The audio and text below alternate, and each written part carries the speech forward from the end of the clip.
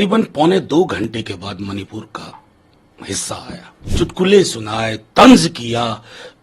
ये सब आप करते हैं, 24 घंटे करते हैं। 9.5 साल बहुत होते हैं किसी भी देश में, बल्कि उससे ज्यादा आप हैं। मैं तो उम्मीद भी नहीं करता हूं कि आप कभी जवाहरलाल नेहरू जैसे विशाल हृदय के होंगे। देखिए, सीधी सी बात है कि मैं स्पष्ट तौर पे कहूं कि प्रधानमंत्री जी से जिस तरह की शांति की अपील, न्याय की पूरी गारंटी के साथ जो होना चाहिए था, वो नहीं कर पाए। तकरीबन पौने 2 घंटे के बाद मणिपुर का हिस्सा आया, 2.5 से 3 मिनट 30 सेकंड बोले थे पार्लियामेंट के बाहर। क्या इस अविश्वास प्रस्ताव के केंद्र में मणिपुर की हिंसा थी, वहां की सामूहिक पीड़ा थी? क्या प्रधानमंत्री जी अनभिज्ञ थे? भिज्ञ होने के बावजूद अगर आपने इस भाषण का उपयोग उपहास उड़ाने के लिए किया, चुटकुले सुनाए, तंज किया, ये सब आप करते हैं, 24 घंटे करते हैं, चाहे भोपाल में करें, राजस्थान में करें। लेकिन कल का दिन वो नहीं था। एक ट्रेजेडी हुई है, एक मानवता के खिलाफ अपराध हुआ। कल चूक गया प्रधानमंत्री जी। जैसी बातें सुनने को मणिपुर के लोग आतुर थे टीवी सेट्स के सामने, उन्हें बड़ी डिसअपॉइंटमेंट हुई। नहीं, ये विश्वसनीयता और गंभीरता पर सवाल जो लोग उठा रहे हैं हम जानते हैं। आप टाइमलाइन देखिए, वॉकआउट के बाद मणिपुर शब्द का 2.5 मिनट के लिए आया मणिपुर का एहसास। उसमें भी अतिथिजीवी बनने की कोशिश।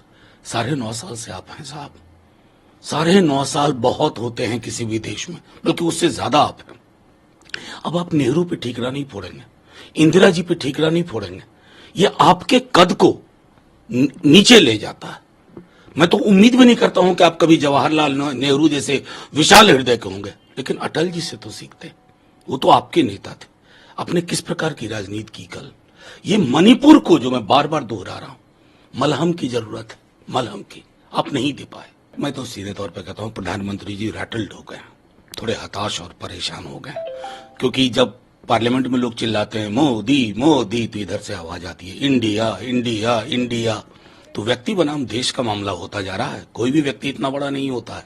और जहां तक रही नाम बदलने की बात, तो मैं तो हिंदू महासभा से शुरू करूंगा, फिर जनसंघ, फिर बीच में जनता पार्टी, फिर भारतीय जनता पार्टी। साहब, नाम तो आपने भी बदले, वेश आपने भी कई बार बदले, लेकिन यहां सारे दल सिर्फ संविधान की रक्षा के लिए आए हैं।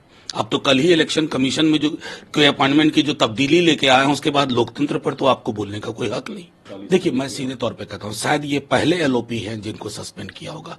इससे ज्यादा अतिरेक की घटनाएं हमने देखी है। मैं तो सदन में 6 वर्ष पूर्व आया, लेकिन उससे पूर्व जो हमने देखा है, अगर इस तरह की मानसिकता होती ना, तो 2G के टाइम में जो चल रहा था सदन में, भाजपा के सारे सदस्य सस्पेंड हो गए होते।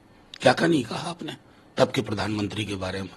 तो ये जो छुई मुई वाले चरित्र में रखते हैं प्रधानमंत्री जी को, कह रे छुई मुई हैं, इनके बारे में कोई शब्द बोले, मान लीजिए वो शब्द गलत, क्या आप सीधे एक चेतावनी नहीं दे सकते थे? लेकिन ये एक्सट्रीम स्टेप लेना बताता है ना कि पार्लियामेंट्री डेमोक्रेसी, कॉन्स्टिट्यूशनल मोरालिटी के लिए आपके जहन में कोई 2 इंच की भी स्पेस नहीं है। मेरा तो सीधे तौर पे है कि आप हाईजैक करने जा रहे हो। आप इलेक्शन कमीशन, जिसको हम कहते थे कि स्वतंत्र और निष्पक्ष चुनाव के लिए एक स्वायत्त संस्था है, आप उसकी स्वायत्तता खत्म कर रहे हो।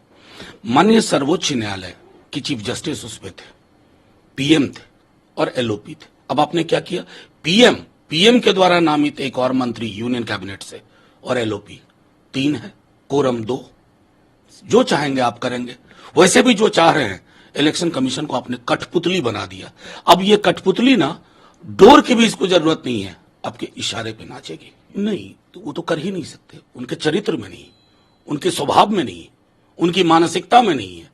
देखिए, सामंती मूल्यों से लैस व्यक्ति जातिगत जनगणना के लिए कभी तैयार नहीं होगा। वो तो सामंतवाद की सीधी प्रखर अभिव्यक्ति है, उनसे नहीं हो पाएगा। लेकिन पूरे देश में होगा, ये मैं गारंटी दे रहा हूं। जातिगत जनगणना को आप डिले कर सकते हैं, रोक नहीं सकते। सर, भारत माता शब्द पर क्या कंट्रोवर्सी है? इस पर राहुल गांधी ने बोला कि आजकल ये असंसदीय। नहीं, देखिए, आप एक बात सोचिए कि एक्सट्रीम क्या स्टेप हो रहा है। उन्होंने कहा कि भारत माता के विचार का कत्ल हुआ मणिपुर में। अंग्रेजी में इसको कहते हैं idea of India has been assassinated. क्या यह शब्द पहली बार बोला गया? जो भी भारत माता को चिंतित होंगे, भारत माता सिर्फ मध्य प्रदेश, उत्तर प्रदेश, बिहार, राजस्थान नहीं है ना। भारत माता मणिपुर भी है, कश्मीर भी है, तमिलनाडु भी है। भारत माता की अभिव्यक्ति और उसका जो पूरा प्रतीक के रूप में हम इस्तेमाल करते हैं ना, कहां जहां कहीं दर्द होगा हम तो कहेंगे ना, भारत मां को दर्द हो रहा, भारत मां का खून बह रहा। अब आपको ये बातें नागवार गुजरती हैं, ये अनपार्लियामेंट्री है। कौन लोग इनको सलाह दे रहे हैं मेरी समझ में नहीं आ रहा, लेकिन मैं चिंतित हूं पार्लियामेंट्री डेमोक्रेसी के भविष्य को लेकर।